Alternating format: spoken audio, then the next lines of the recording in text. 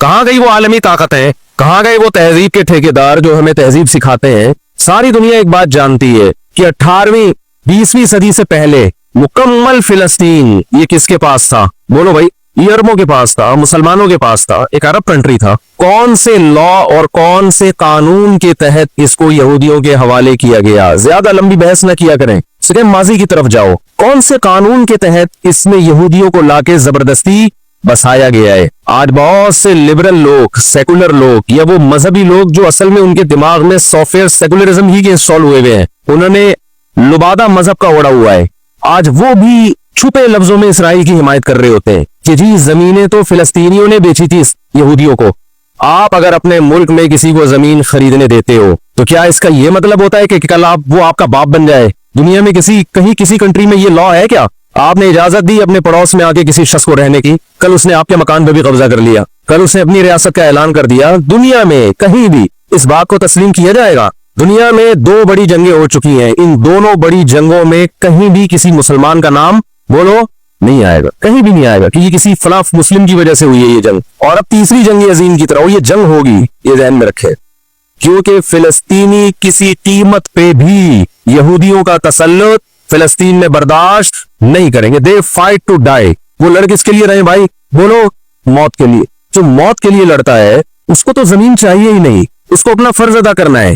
بھائی نہیں ہو سکتا, یہ نہیں ہو سکتا. اگر آپ فلسطینیوں کو دبانے کی کوشش کرو گے کہ جنگ کے زور سے ہم ان کو دبا کے ان پہ تسلط قائم کر لیں, تو 60-70 سال سے زیادہ عرصہ ہو گیا جنگ کے ذریعے ان پہ کنٹرول کرنے کی.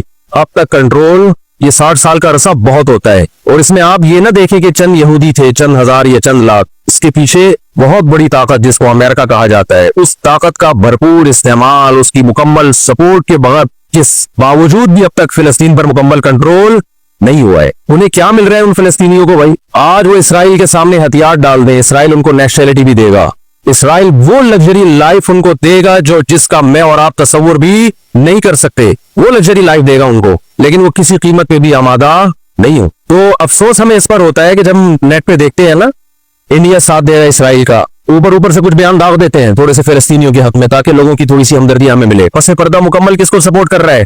اسرائیل کو. امریکن نیوز چینل بھی اوپر سے بیان دے دیتے ہیں فلسطین میں ظلم ہو رہا ہے, ہم نے اس کو روکنا ہے. مکمل سپورٹ کس کو کر رہا ہے؟ امریکہ, اسرائیل. اور برطانیہ تو ہے ہی اس فساد کی بنیاد رکھنے والا.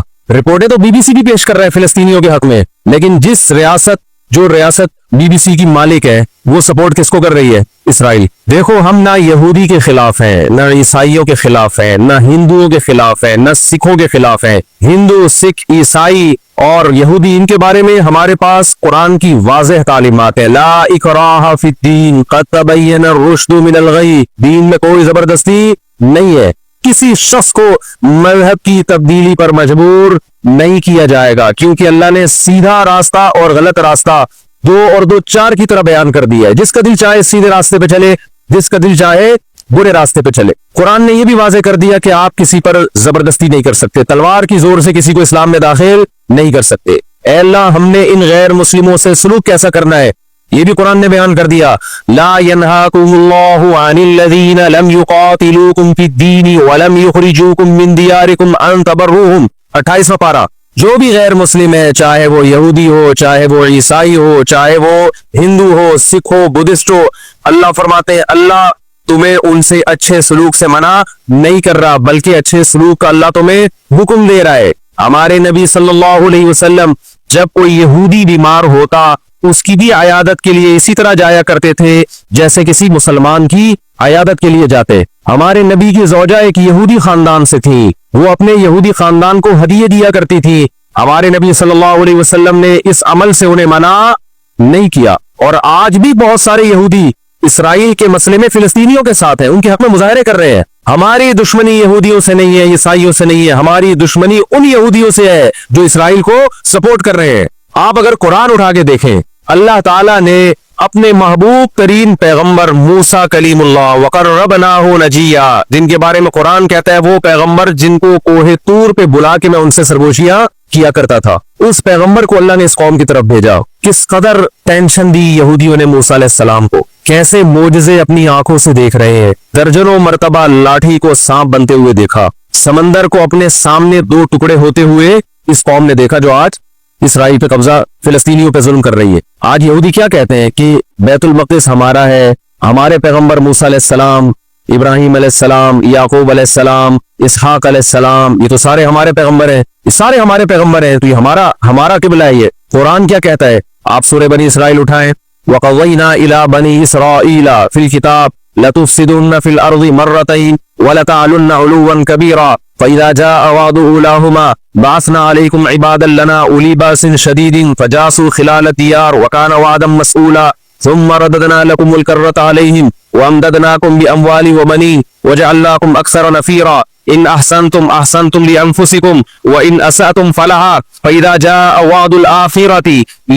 جَاءَ وَعْدُ الْآخِرَةِ لِيَسُوءُوا وُجُوهَكُمْ وَلِيَدْخُلُوا الْمَسْجِدَ كَمَا دَخَلُوهُ أَوَّلَ مَرَّةٍ وَلِيُتَبِّرُوا مَا عَلَوْا تَتْبِيرًا.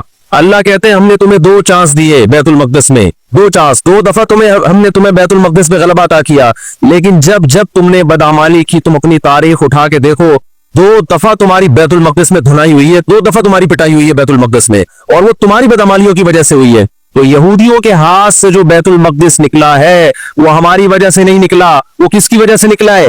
ان کی اپنی ناشکریاں اور اپنی بدعمالیوں کی وجہ سے نکلا ہے. اللہ نے پھر عیسائیوں کو غلبہ عطا کیا بیت المقدس پہ. دنیا میں 3 مسجدیں ایسی ہیں جو اللہ کی نظر میں بہت مقدس ہیں، اور ان پر حکومت کرنے کا حق